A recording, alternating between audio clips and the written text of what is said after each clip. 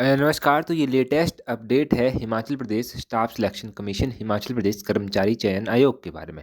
आपको पता है पेपर लीक जो तब जब से जो पेपर लीक हुआ है उसके बाद जांच जो है वो चली हुई है।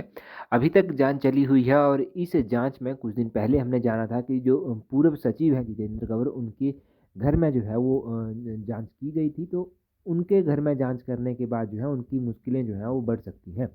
हुआ क्या है, हुआ इस तरह से है कि आयोग से निलंबित जो वरिष्ठ सहायक आरोपी उमा आजाद थी, उसके घर में जो था वो कई पेपर जो था वो मिले थे। अब उसके घर के बाद जितेंद्र कंवर के घर पर जब रेड डाली गई तो 2017 से लेकर अब तक हुई परीक्षाओं के प्रश्न पत्र जो है वो पेटियों में रखे हुए जो है वो मिले हैं।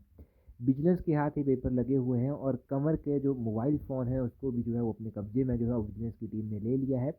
और इसमें रखा हुआ डाटा जो है वो जांचा जा रहा है। उसकी जांच करने के लिए वो डाटा या फिर मोबाइल जो है वो फॉरेंसिक लैब को जो है वो भेजा गया है। और जब एसआईटी ने जो था वो स्पेशल इन्वेस्टिगेशन टीम जो थी उसने कंवर से पूछताछ की थी, तो उन्होंने ये बताया था कि आयोग का रिकॉर्ड जो है वो उनके अधीन रहता है और उसे आयोग की गोपनीय शाखा में ही रखा जाता है। अब पूर्व सचिव के आवास से जो प्रश्न पत्र मिले हैं तो वो मामला जो है और भी पेचीदा जो है वो हो जाता है। अब संदेह के घेरे में तो ये पहले भी थे, अब और भी ज़्यादा जो है इनकी मुश्किलें बढ़ सकती हैं। संदेह के घेरे में जो है वो आ जाते हैं। आपको पता है कि जे जूनियर ऑफिस असिस्टेंट आईटी का जो परीक्षा थी उससे 2 दिन पहले ही विजिलेंस ने जो था वो उमा आजाद के घर से प्रश्न पत्र जो था वो बरामद किए थे। 8 आरोपियों को जो है वो हिरासत में लिया जा चुका है और उनके घर से जो है वो लाखों रुपए जो है वो बरामद किए जा चुके हैं। विजिलेंस थाना हमीरपुर की अतिरिक्त जो पुलिस अधीक्षक रेणु शर्मा है उन्होंने बताया कि पूर्व सचिव के घर में विजिलेंस के हाथ कुछ दस्तावेज लगे हैं जिनकी जांच जो है वो चल रही है।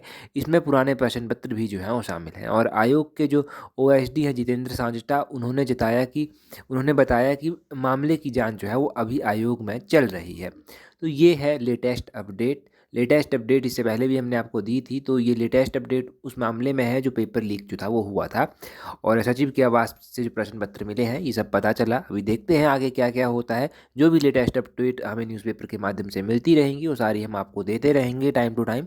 That's all, thank you.